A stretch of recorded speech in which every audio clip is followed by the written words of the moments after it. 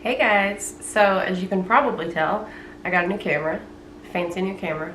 Hopefully the quality is better than my iPhone was.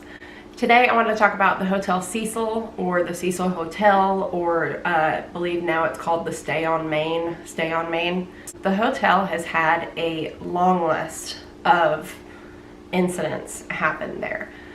Most famously Elisa Lam, which I will probably do a whole video on after this. But today I just wanted to go down the list chronologically of deaths that happened at the hotel. So the Cecil Hotel is located in downtown Los Angeles, and it opened in 1927.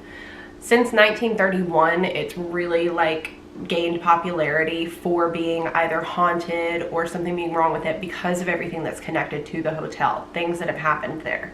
The deaths that have occurred there have not been what you would call a natural death. They have been suicides, they have been strange accidents, some of them may have been labeled, and possibly murders. There are also a few murderers who stayed at the hotel. The hotel is home to many residents.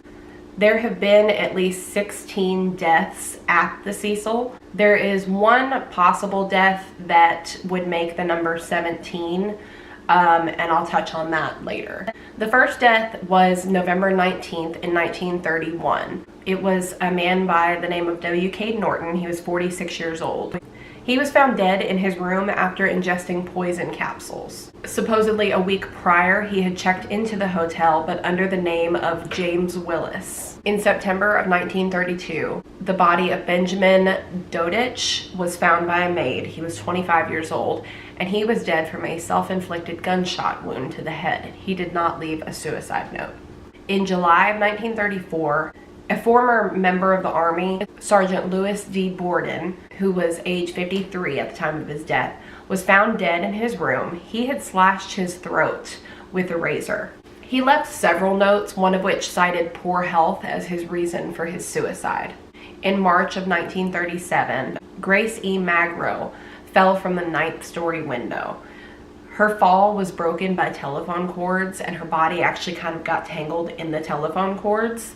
She died later at Georgia Street Receiving Hospital, which has since been demolished.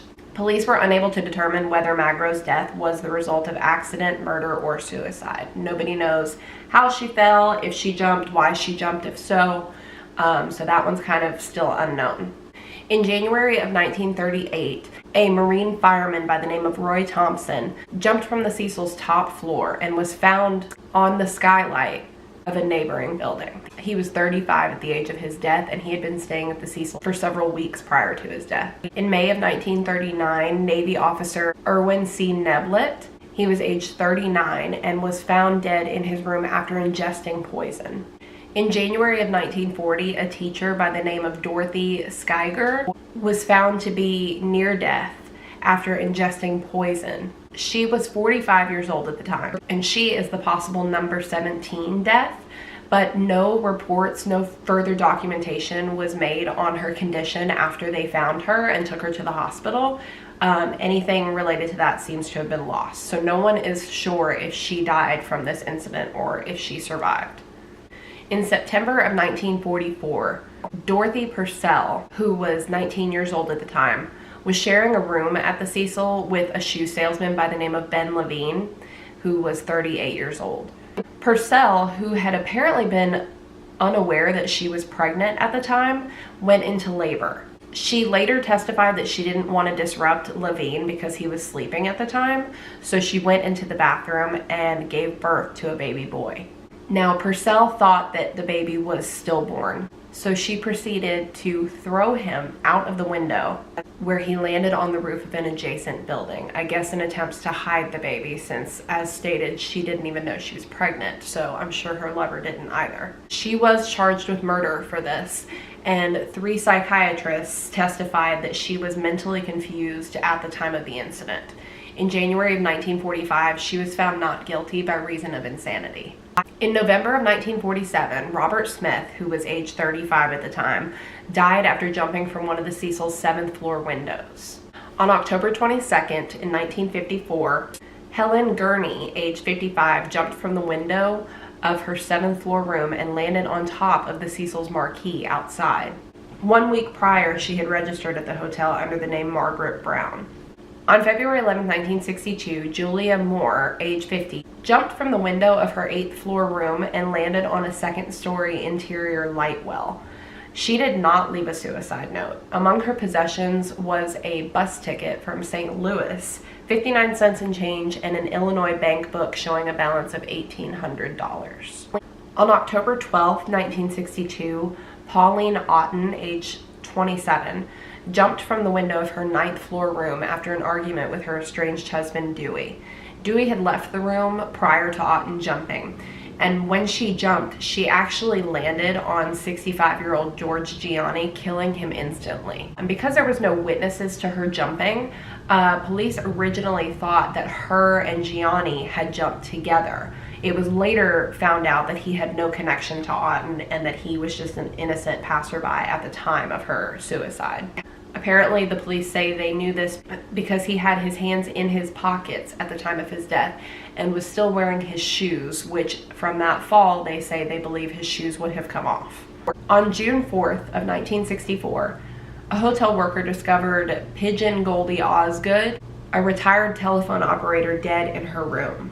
She had been raped, stabbed, and beaten, and her room was ransacked. She was well known around the area, and she had earned her nickname because she fed birds at the nearby park.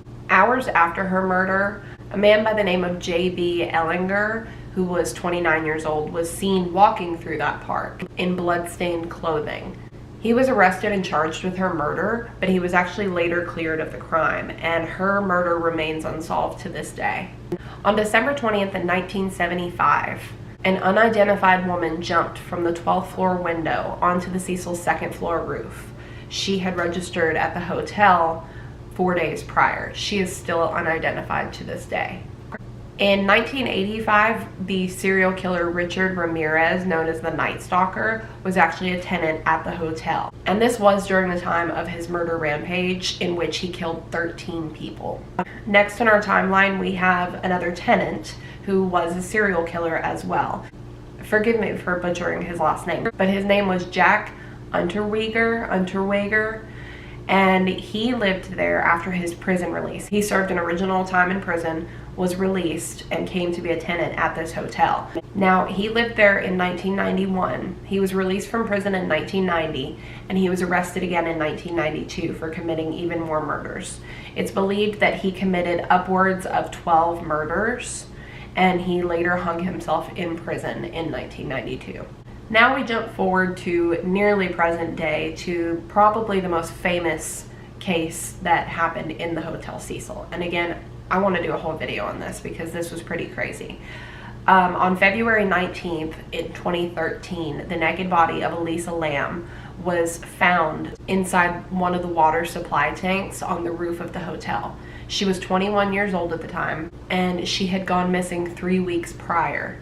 Her body was discovered by a maintenance worker in one of the water tanks after the hotel residents had started to complain that the water tasted funny and that they were having low water pressure. Officially, her death was ruled as an accidental drowning, but to this day, nobody knows what happened to her. There is some footage from the security cameras in the elevator where some really weird stuff is happening. She's there acting very strangely. For some reason, the elevator doors are remaining open. She looks like she's hiding from someone. She looks like she's talking to someone at one point, but she's the only one seen on the cameras. She was kind of a smaller woman, and it takes a lot to move the lid off of these tanks. Yet somehow she was able to supposedly climb in and put the tank lid back on.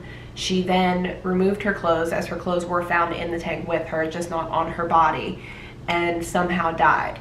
Nobody knows if she was murdered and put in there. There wasn't any signs of a fight or, any foul play. She did suffer from bipolar disorder, for which she was prescribed various medications, which some people say could have contributed to her death in some way, could have contributed to her strange behavior.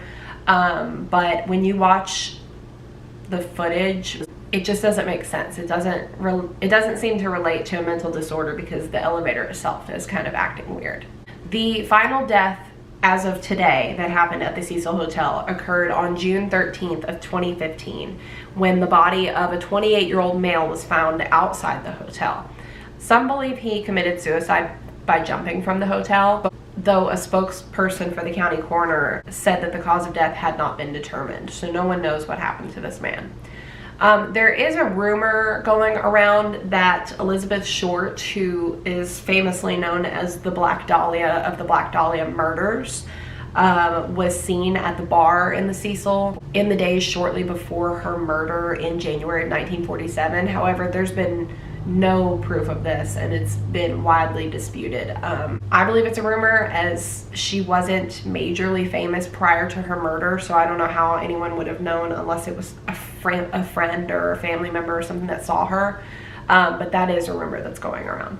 So that is a list of the deaths that occurred at the Hotel Cecil. All the information that I gave in this, besides Elisa Lam, is pretty much all the information that's out there on these deaths. I did try researching each one, and really the same story kept popping up over and over again, no matter what I found. Please don't forget to like this video if you enjoyed it. Please comment below if you have any suggestions of videos that you'd like me to do. And thanks for watching. I'll see you guys next week. Bye.